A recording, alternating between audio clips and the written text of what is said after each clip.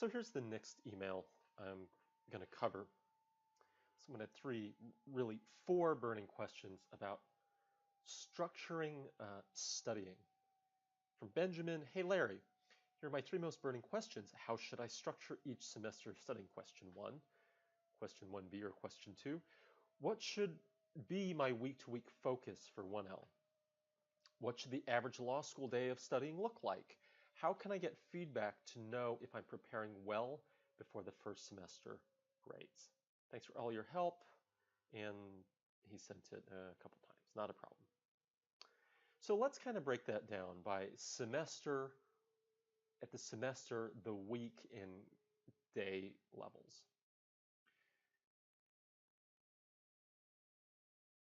This is, to me, how a typical law student structures their semester.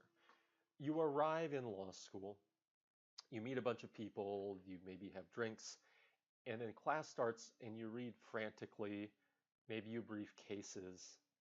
Remember that law school is about, at least during the semester, the work that you're given is to read cases and to understand them and to respond to questions in class. There's a lot of confusion about what you're supposed to read and what you're supposed to be doing and what you're looking for and what it means to kind of speak well in class and whether any of that matters at all. So there's a general sense of panic during these months. Then in November, even though your workload is already relatively high, it ramps up higher. You're told or you hear from other law students that you should start outlining, so people start throwing outlines together.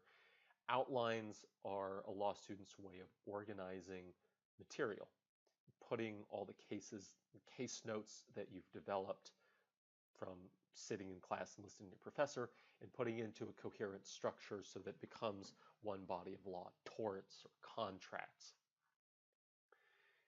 Sometime in late November or December, your professor then says, you know what's a great idea is to take some practice exams. So most everyone starts that. And then starting in early, I don't know why I said mid to late, but early or mid-December, you have your exams. I don't think that's a great way of preparing for law school. The students that I have had as tutoring students and those that I mentor with an online course kind of follow this pattern. So you don't need the course to do this, but really you have a steady state of work and you're doing roughly the same things from the beginning of the semester and at the end of the semester and all the way through. You're reading cases from the beginning. You're pre-studying, as I suggested, using a commercial outline. But what you're doing that other students are not is from the very beginning, you're consolidating your notes and you're starting to work on your outline from the beginning all the way through the semester. And you start doing practice exams from the beginning,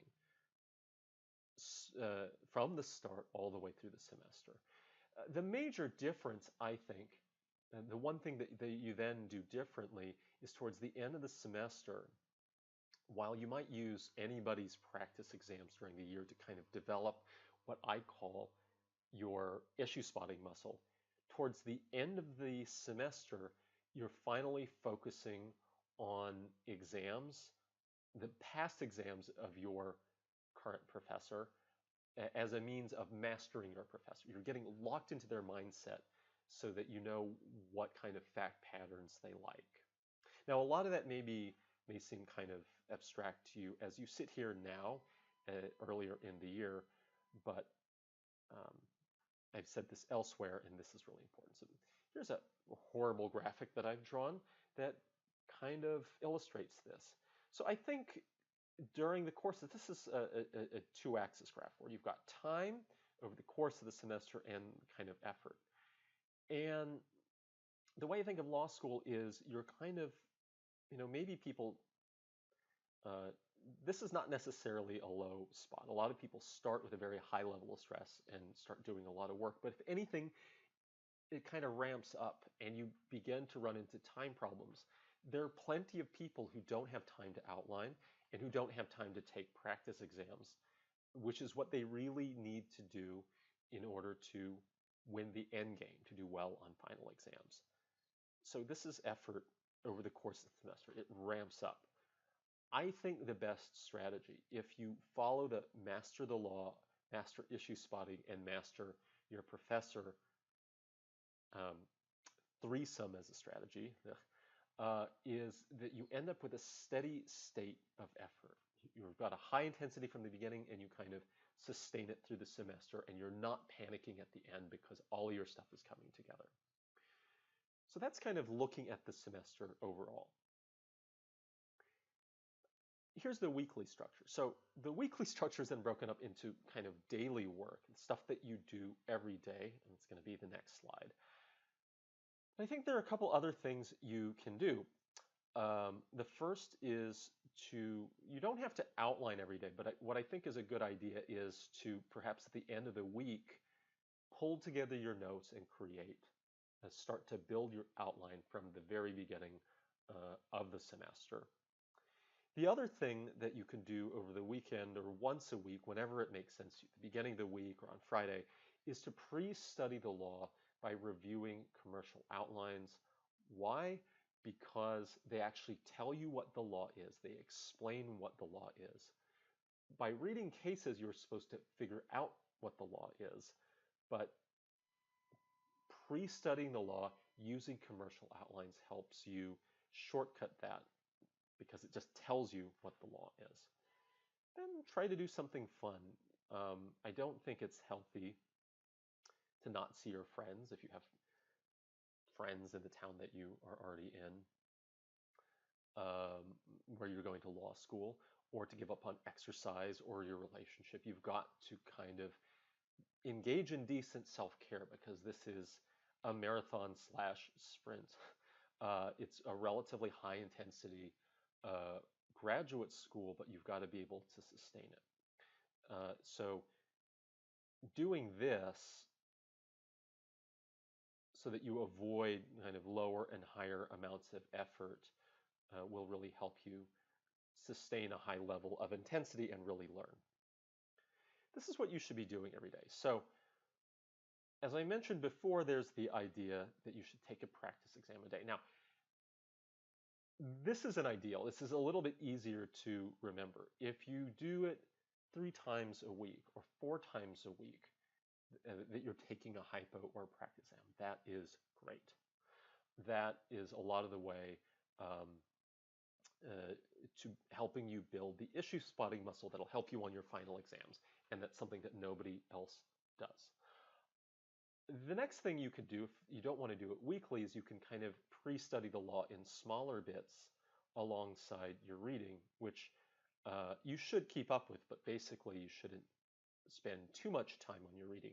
Read the cases. This is my recommendation. Read the cases once, mark up your book, and maybe pre-study the cases that you're about to read using your commercial outlines, and that's it.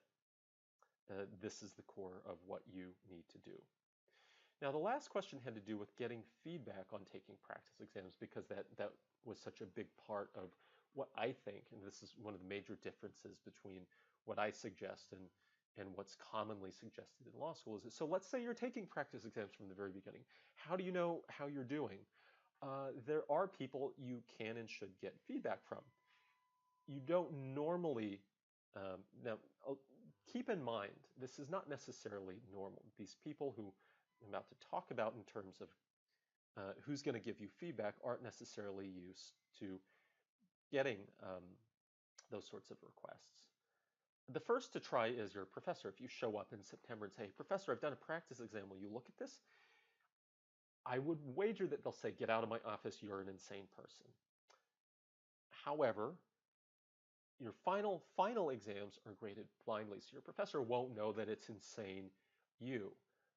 But very few people do this. Your professor's the one who grades your exam, so why not at least try to get feedback from your professor? Putting your professor aside, your teaching assistant generally shouldn't or can't, they can say no to giving you feedback on practice exams, but they shouldn't. I was a teaching assistant twice when I was in law school, and Most of the time, I would sit in the student lounge for 2 hours and just drink coffee until I passed out. And I got very few requests for help. The few who did come to me generally came to me with questions about the law that they didn't understand, but also um, some people came to me with practice exams, says, walk me through this, tell me what I did wrong. And at least one guy who did that um, ended up being second in his class. So that's quite anecdotal, but people who focus on practice exams from the very beginning tend to do much better in law school. The last thing that you might think about is just trading exams with your peers. If you get a study group and you find like-minded people who want to get started from the very beginning, you can trade exams with them. Now, is that as good as having an experienced teaching assistant or a professor mark up your exam? No, it's not, but it's better than nothing. So I'm happy to elaborate on all of these um, as we go forward. So here's the third question I wanted to answer. And Augustina asked this very simple question. Where can we find practice exams to take? Thanks. So I think there are three very good sources of practice exams. One is Berkeley Law School's exam data bank.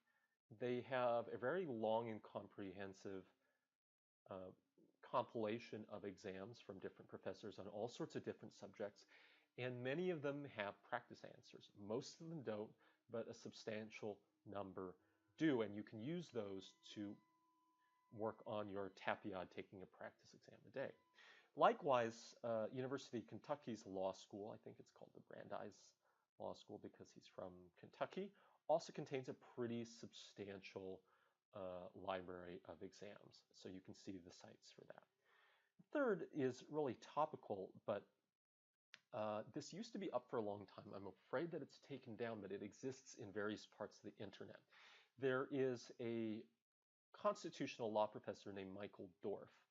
He used to be at Columbia, and for many years, even after he left Columbia for Cornell Law School, they hosted his old exams, and he kind of put 5 or 10 years worth of exams and exam model answers on the internet. Now, I think Columbia took that down, and some of them may have traveled with him, and I've seen on Scribd, Scribd,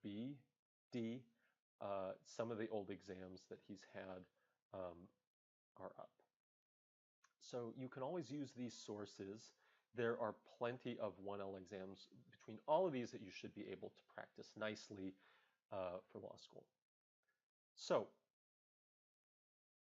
this is kind of a sneak peek, but some people who wrote me questions are at least somewhat familiar with this advice that I've already given. And so this student, Sahar, who's going to blah, blah, blah law school, says everyone, you should do your own case lines, had two major questions. I'm sorry, let me step back. Two major questions. One on outlines and one on practice tests. The first is everyone says that you should do your own case outlines because you learn by doing. Your guide doesn't mention doing your own case outlines, and it's implicit that you should use prepared outlines. Thoughts? I have them. The other question is why it's helpful to do practice tests, even though a number of websites say that there is no point to doing practice tests until you're done with a substantial part of the curriculum, because you won't have the background to do those practice tests. So that's a question. I have an answer for that. And the broad question Sahar is asking is, how is your relatively more unorthodox approach more effective? Cliffhanger, I'm going to answer all of those questions in the next email in the next video. See you next time.